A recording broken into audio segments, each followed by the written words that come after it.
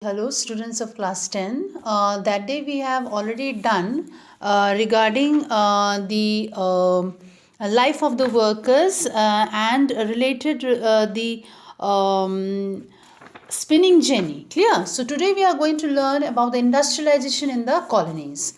Now, we are going to move to India to see how the colony industrializes. Clear?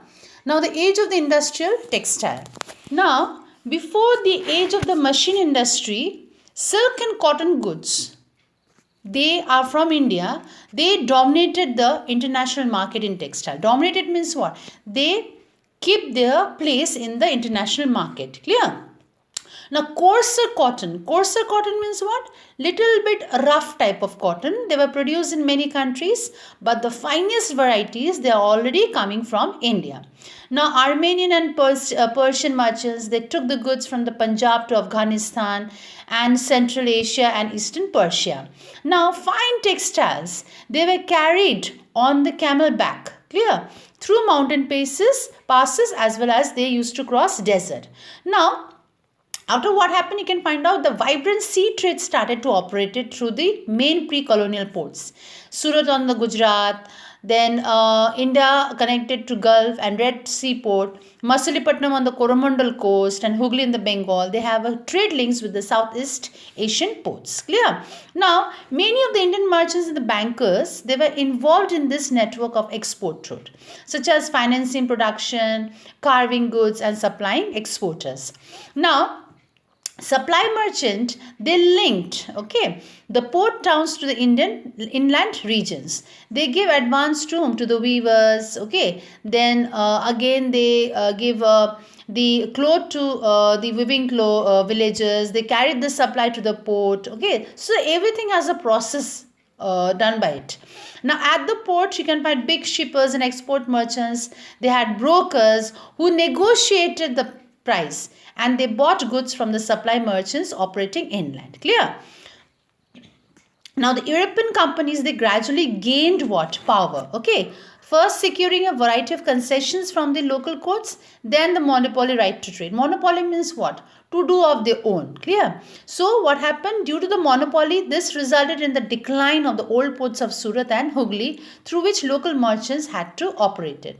Now, export from these ports they fell dramatically. Credit had been financed. The earlier trade began drying up. Local bankers slowly started to bankrupt. Clear? So, you will see that the value of the trade passed through Surat, they had been 16 million, and by 70s it slummed means what? Decreased by rupees 3 million. Clear? Now, next is that while Surat and Hooghly they decayed or they did not flourish, Bombay and Calcutta start to grow. Now, what happened? If the old ports are going to change, the new ports is going to come up. So trade through the new ports came to be controlled by the European companies. They were carried in the European ships. Many of the old trading houses they collapsed. Those they wanted to survive, they have to operate it to a new network shaped by the European trading companies. Clear? Next, what happened to the weavers? Clear? Now, before establishing any kind of a political power in Bengal and Carnatic, East India Company, they had found it very difficult to ensure how to regulate the supply of goods for the export. So, the French, the Dutch, the Portuguese, they were the traders who came to India, as well as the local traders. They competed in the market to secure their own woven cloth.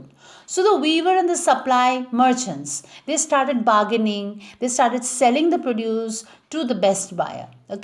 So after that, what happened?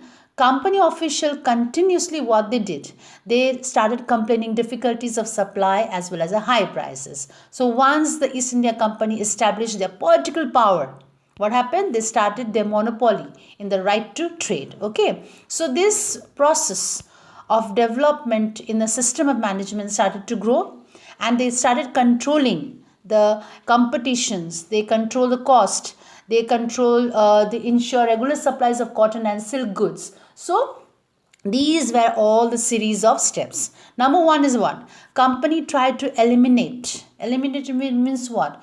To move the existing traders and brokers connected with the cloth trade and establish a more direct control over the weavers. So what they did?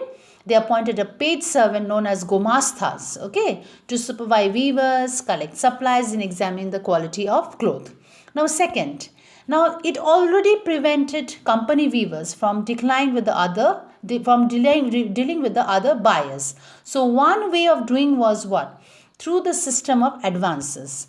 Once an advance or order was placed, weavers were given loans to purchase the raw materials for their productions. Is it clear? Now, those who took loans, they had to hand over the cloth they produced to the gomasthas. They could not take it to any other trader. So, it means that whatever they have to do in the supervision of the gomasthas, which has been recruited by East India Company. Clear? Now, as loans flowed in and the demand for the fine textile expanded, weavers eagerly took what? Advances. Why? To hope to earn more. So many weavers, they had small plots of land. So what were they? They started to cultivate earlier, okay, along with the weaving, and the produce for this took care of their family needs. Now what happened? They had to lease out the land and devote all their time in weaving. Clear? So in fact, what you can see, weaving required a labor of entire family. What? In that you can find it out that children and women, they were all engaged in a different stages of the process. Clear? Now, soon, however, in many weaving villages, what you can find, there were the reports, okay, that there was a clash between the weavers and the gomasthas. Why it happens so? Because gomasthas people, they are very newly officials which was recruited by the East India Company. They do not know the mentality of the weavers, those who are residing in the countryside. Clear? So earlier what happened, the merchants, they used to have a close connection with the weavers, but gomastha, they are not, because they were the outsiders, okay. So due to their differences in thinking, there is a clashes between the weavers and the gomasthas. Is it clear? And moreover, what, these gomasthas, they used to act very arrogantly, okay. They used to march directly into the village with the sipais, and they used to punish weavers for the delays in supply, okay. How they used to punish? By beating and offing, and for sometimes flogging them also. So weavers lost the space to bargain for the prices and to sell to different buyers, okay. So the price they received from the company, what happened? They were miserable low, and the loans were had accepted tied to the company. Is it clear? Next one. Now, in many places in the Carnatic and the Bengal, weavers, they deserted villages. Deserted means what? They moved to the other villages. They migrated. They started setting up their own looms in the other villages where they had some family relations. Clear? Weavers, along with the village traders, revolted, opposing the company and its official. So over time, what you can find, many weavers, they began to refuse to give any of the loans. Okay, with what? They started to close their own workshop, and they started to do their own agriculture level. They used to do before, they used to do this work. Clear? Now, next one is a Manchester. Manchester comes to India. In 1772, Henry Patullo, he was a company official. He ventured. Ventured means what? He keep on moving from one village, one place to another, to say that the demand for the Indian textile could never been reduced. Clear? So in 1812 and 11 and 12, piece goods accounted for 33% of India's exports. By 1850 to 51, it was no more than a 3%. So why did this happen? What were the implications? So as cotton industry developed in England, what happened? Industrial groups, they began to worrying about the imports from the other countries. They were used to pressurize the government. Okay, for what reason? To impose the import duties on the cotton textile so that the Manchester goods could sell in the Britain without facing any kind of a competitions from the outsiders. Is it clear? So at the same time, what you can find, industrialists, they persuaded the East India Company to sell British manufacturers in Indian market as well. So at the end of the 18th century, what you can find it out, virtually there was no import of cotton piece goods into India. So by 1850, cotton piece good constituted over 31% of the value Indian imports, and by 87, its figure was over 50%. Cotton weavers in India, they have to face two problems at a particular same time. One is the export market collapse, and number two, the local market shrank. They began glutted with the Manchester imports. Clear? Now, so by 1860, what happened? Weavers, they faced a lot of new problem. They could not get sufficient supply of raw materials of good quality. That raw material is the cotton. Clear? So when the American Civil War broke out and the cotton supplies from the USA were cut off, Britain turned to India. Is it clear? So as a result, what happened? Raw cotton export from India increased.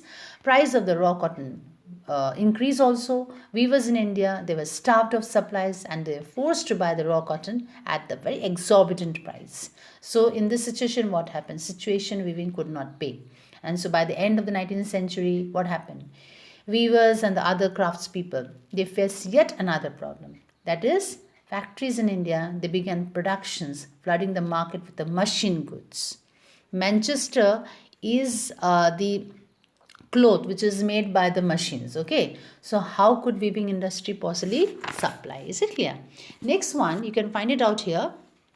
Okay, children, this much for today. Okay, we will do in the next video factories coming up. Okay, thank you.